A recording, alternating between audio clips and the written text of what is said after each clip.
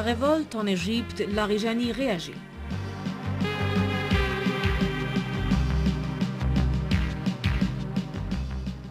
Ce n'est pas un simple effet domino, ni une contamination en cascade, ni même l'expression poignante d'un instinct de survie qui n'a plus rien à perdre. Il y a quelque chose d'infiniment plus grave qui se produit en ce moment même au Moyen-Orient.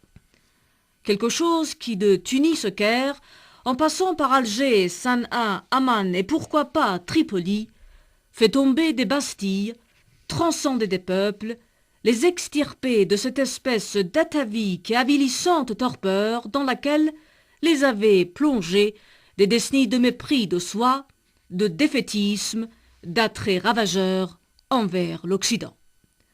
Ce quelque chose, le président du Majlis islamique Ali Larijani le part bien d'un nom.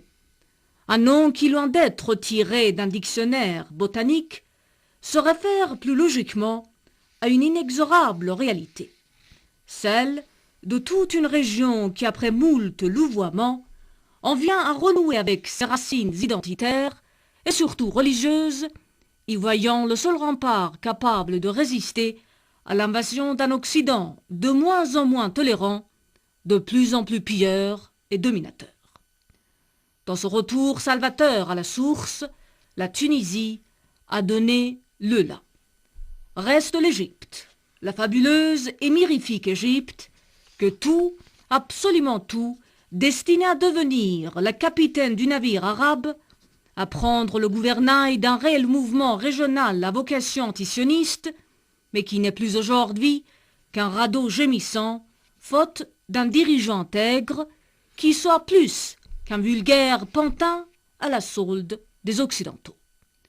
32 ans après la signature des accords de Camp David, l'Égypte en est à l'heure qu'il est à essuyer les pires opprobres, et de la part du peuple de la Palestine, qu'il a maudit de l'avoir lâché à l'un des moments les plus névralgiques de son histoire et pour si peu, au pire ennemi des nations islamiques, et de la part d'une rue musulmane qui supporte mal son alignement total, aveugle et servile sur les politiques outre-Atlantique. C'est dire qu'au Caire, à Alexandrie, à Suez, les protestataires égyptiens jouent aujourd'hui gros. Non seulement ils jouent l'avenir d'une société paralysée par toutes sortes de disparités, mais aussi celui de toute une région dont les velléités émancipatrices se sont réveillées pour ne plus jamais s'endormir.